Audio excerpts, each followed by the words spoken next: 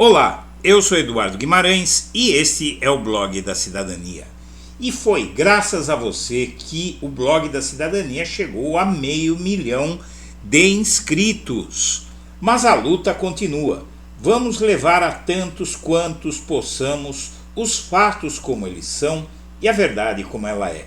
Por isso, inscreva-se no canal, acione o sininho das notificações e deixe o seu like. Bom dia, senhoras e senhores. Hoje é 9 de dezembro de 2023. São 8 horas da manhã. Bolsonaristas tentam a última e desesperada cartada contra a indicação de Flávio Dino ao STF após pouca adesão em duas tentativas anteriores. E a tentativa é em uma mega manifestação no país inteiro. Os bolsonaristas tentam, neste fim de semana, mais especificamente neste domingo, o ataque final a colocar muita gente na rua, em São Paulo e Brasília, sobretudo, as duas cidades que mais influenciam o Brasil com suas manifestações, para tentar criar uma espécie de intimidação aos senadores que vão decidir se barram ou se aprovam Dino no STF. Qual é o plano? O plano é encher as ruas de gente, colocar muita gente na rua, para que senadores de direita que possam estar pensando em aprovar Dino revejam seus planos. Mas, na verdade, isso não faz muito sentido, porque o voto no Senado vai ser secreto. Seja como for, é uma tentativa convocada pela família Bolsonaro. A família Bolsonaro está pilotando esse episódio e os bolsonaristas estão tentando ganhar fôlego e se recuperarem através, inclusive, de viagem à Argentina para tentar surfar na onda do Milei em território argentino. Os bolsonaristas convocam os protestos contra Dino após pouca adesão nos dois atos anteriores, que foram um fracasso. Aqui na Avenida Paulista deu menos de 2 quarteirões de bolsonaristas, uma manifestação pequena que qualquer grêmio estudantil consegue. A direita tenta voltar a encher as ruas amanhã com os protestos contra a indicação de Flávio Dino ao STF. É uma matéria que vai atrair bolsonaristas. A grande esperança de que não aconteça nada está no fator covardia. Veja bem, um dos fatores que faz com que, segundo analistas, fez com que os protestos anteriores tenham fracassado, apesar de haver ainda muito bolsonarista por aí, é o fato de que eles têm medo de que uma manifestação saia de controle e eles acabem pegando 17 anos de prisão por aí, se houver algum descontrole da massa bolsonarista. Ou seja, a única coisa que protege a sociedade do bolsonarismo é a falta de noção do bolsonarismo. Ou seja, qualquer pessoa com pouco mais de neurônios, mesmo sendo bolsonarista, faz o seguinte cálculo: se eu for essa manifestação e aqueles que têm a mesma ideologia que eu, mas têm menos juízo, começarem a quebrar tudo, eu posso entrar no meio dessa bagunça aí se a polícia chegar e começar a prender todo mundo, apesar de que não vamos nos esquecer de que a polícia de São Paulo é bolsonarista, porque o governador do estado é bolsonarista. Então, evidentemente, é muito pequena a possibilidade de que bolsonaristas da polícia prendam bolsonaristas que estejam tocando terror na rua. Mas sempre existe a possibilidade de o comandante do exército colocar de repente aí as tropas para fazer o que precisa ser feito. Isso não está descartado. Com isso, então o bolsonarismo espera encerrar o período de encolhimento que vive desde 8 de janeiro, quando ocorreram os atos golpistas. O Eduardo Bolsonaro disse que era necessário esperar o momento certo para retornar às ruas, e para ele a hora chegou, embora desde fevereiro existisse o desejo de promover manifestações. É a terceira tentativa no ano de realizar protestos de alcance nacional. E amanhã a direita marcou atos em capitais e cidades médias de ao menos 15 estados e no Distrito Federal. As duas primeiras, em 15 e 26 de novembro, tiveram pouquíssima adesão. O protesto do último dia 26 foi contra a morte de um patriota lá na Papuda. O homem sofreu um ataque lá e ele que foi preso nos atos golpistas do 8 de janeiro. Espera-se um maior público na capital paulista e em Brasília, pelo menos é o que esperam os bolsonaristas. A escolha de Dino, atual ministro da Justiça, como alvo não é aleatória. O deputado federal Evair de Mello, do PP do Espírito Santo, diz que a militância tem aversão ao escolhido por Lula para o STF e deve mobilizar mais gente para esses protestos. Então, se não conseguiram unir os bolsonaristas a favor do patriota que morreu, eles tentam unir os bolsonaristas contra Dino, o que, conforme se vê por aí nas redes sociais, parece ser algo mais do agrado dos bolsonaristas. Estimular a solidariedade nesse tipo de gente é bobagem. Agora, estimular ódio, aí pode funcionar um pouco mais. Durante o ano, Dino colecionou embates com parlamentares de direita e ele era convocado para ir para a Câmara dos Deputados, tentavam insultá-lo, humilhá-lo, e ele reagia à altura, e o fato de ele não ficar lá apanhando calado enfureceu os bolsonaristas. E a crise na segurança pública também vai ser usada para inflamar, vai vir aquela história da dama do tráfico e toda aquela conversa fiada. Lideranças que viajaram à Argentina para a posse de Milei vão voltar mais cedo para participar. Há uma grande aposta dos bolsonaristas. Veja só isso aqui, os cartazes aí a favor do massacre de Israel. E a direita foi engrossando os protestos a partir de junho de 2013 até obter o domínio das ruas nos últimos anos. Naquele ano, não é, a direita conseguiu expulsar, a esquerda convocou a manifestação em 2013, a extrema-direita saiu do armário e expulsou a esquerda, e desde então, desde 2013, a extrema-direita vem crescendo no Brasil. Segundo Eduardo Bolsonaro, depois desse episódio, a direita precisou tomar precauções. Ele alega que infiltrados poderiam entrar nas manifestações para promover quebra-quebra, não é? Tinha milhares e milhares de infiltrados lá em Brasília em 8 de janeiro. O deputado prevê mais atos no ano que vem, e as tentativas da direita para recuperar as ruas em 15 de novembro e 26 de novembro foram um fracasso. Então, nesse domingo vai ter 14 horas na Avenida Paulista, né? Os patriotas vão almoçar antes de fazer bagunça. Em Brasília começa às 10 horas na Esplanada dos Ministérios. No Rio, na Avenida Atlântica, 10 horas da manhã. Belo Horizonte, 10 horas da manhã. Recife, 9 horas da manhã, na Praia de Boa Viagem. Ali eles podem esperar que vai ser um fracasso. Em Maceió não acredito em muita coisa também. Natal muito menos, Fortaleza muito menos, Salvador muito menos, Florianópolis sim, deve ter um pouco mais de gente. Vitória é uma incógnita, Cuiabá com certeza, e Campo Grande vai ter mais gente, Goiânia vai ter mais gente. Em Campinas é possível que tenha um público melhorzinho, São José do Rio Preto com certeza, Jundiaí com certeza, Caruaru não acredito que vai ter muita coisa, Resende também não deve ser grande coisa, Três Rios muito menos, Volta Redonda não acredito em muita coisa, Guarantã do Norte, Mato Grosso pode ser, Minas Gerais já é algo em Varginha, já é algo a se ver. Tucuruí, não acredito em grande coisa. Santa Catarina, Canoinhas, com certeza.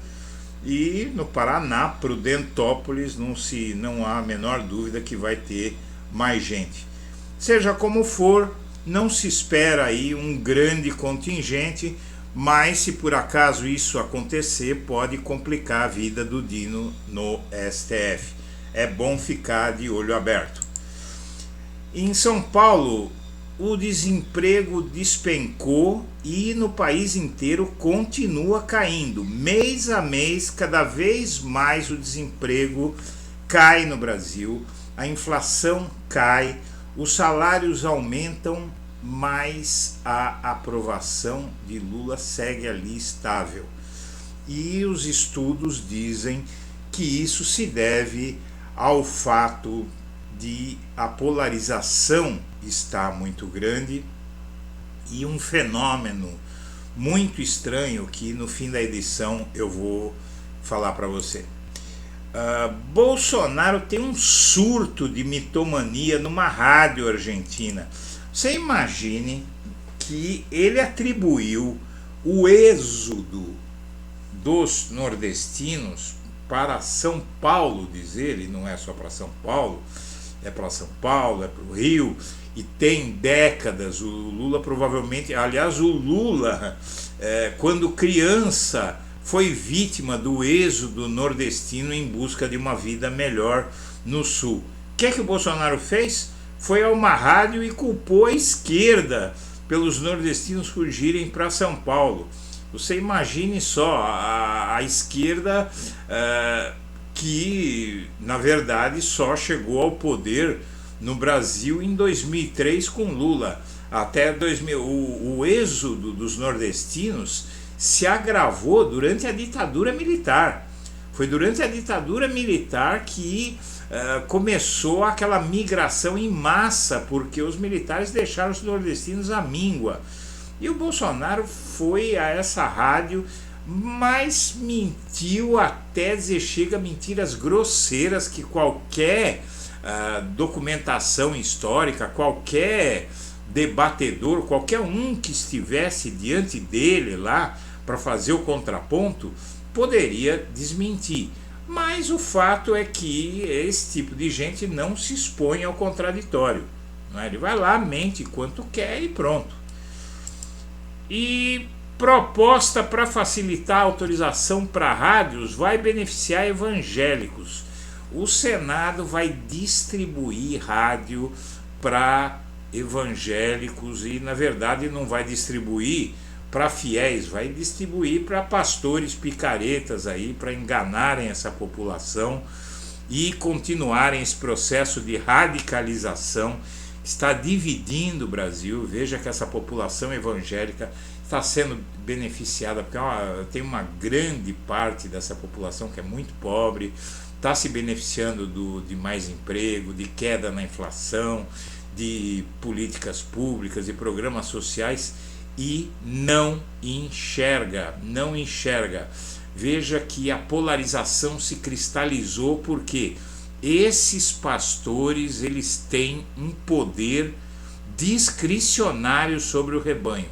E eles falam que o comunista é o demônio e etc, e esse povo acredita e no mínimo vai votar, se tiver oportunidade, num grupo político que acabou com o Ministério do Trabalho, só isso, não é? Quando assumiu em 2 de janeiro de 2019. Onda de assaltos causa reação e espancamento em bairro do centro de São Paulo. Aqui também em São Paulo está começando o mesmo fenômeno do Rio de Janeiro, um fenômeno de exacerbação da violência, e aí aqui estão se formando milícias para caçar ladrõezinhos de rua, e não se sabe aonde vai chegar. A crise de segurança decorre do processo que começou lá em 2013 de conflagração do país e não parou mais até hoje. O Dino no STF mira os votos do PSD. É o partido que tem mais indecisos, que está na base do governo. Por sorte, não é um partido de tantos radicais assim. O Dino vai ter uma certa facilidade em conversar com esse partido. Tem muito senador lá que não diz, mas vai votar e já se sabe. E agora é tudo ou nada, né? E Macri também começou a mentir descontroladamente na Argentina. É uma nova chance a ele, que quebrou a Argentina no final do mandato dele. E na verdade ele se elegeu ele chegou ao poder lá em 2015, e de lá ele realmente começou a quebrar a Argentina. Ele provocou uma maxi desvalorização na Argentina, Maurício Macri, e agora ele se uniu a Milei e está dando receitas. Ele saiu escorraçado do poder porque ele aumentou cerca de 400% conta de energia elétrica, causou uma maxi desvalorização lá, e agora está lá dando receita de novo, ao lado de outro sujeito que promoveu o caos aqui no Brasil. Segundo grupo de brasileiros consegue fugir da faixa de Gaza. Na verdade é melhor esse termo, não é? Novo grupo conseguiu deixar a faixa de Gaza pela fronteira com o Egito e tem cerca de 40 brasileiros e familiares, dizem fontes do Itamaraty. E além de Janja e Michele, nas prefeituras as primeiras damas influenciadoras furam a bolha política. Você tem Michele Bolsonaro, você tem a Janja, você tem muitas mulheres de políticos aí que estão começando a participar das gestões dos maridos, quando elas mesmas não são as gestoras, não é? Mas na nossa sociedade, eu acho que para bem da sociedade brasileira, a política parece que começa a ter mais mulheres. E realmente essa é uma distorção que piora muito a política brasileira. É a masculinização da política brasileira, é muito ruim, porque realmente não é um chavão, não é uma frase feita. As mulheres trazem um caráter mais humanista para a política, não é? Os homens têm um caráter mais abrutalhado, menos solidário. E mesmo até mulheres de direita são melhores do que uma política só de homens, né? E por fim, o Lula fez uma fala interna para o PT.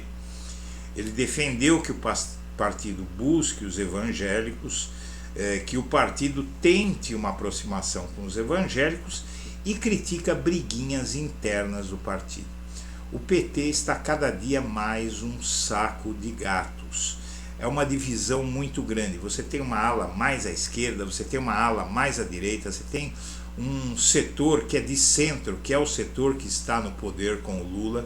Você tem um setor mais à esquerda que defende que não seja feito acordo nenhum com o centro. E o Lula diz que precisa fazer acordo com o centro porque quem ganhou a eleição foi uma frente ampla.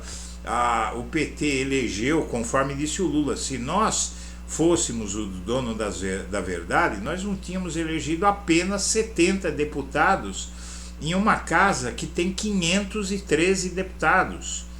Não é? Então o Lula quer que o PT se aproxime mais da população, não é? Porque as posições ideológicas estão fazendo com que a esquerda fique encurralada num gueto, longe do que pensa a população.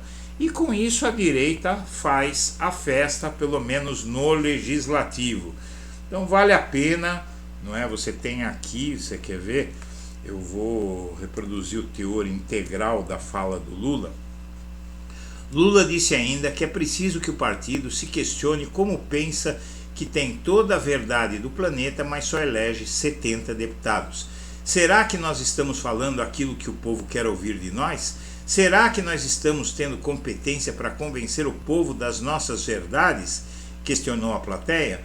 A verdade é que realmente é preciso repensar, porque o povo não entende o discurso ideológico que para o esquerdista faz muito sentido, mas faz sentido dentro da bolha.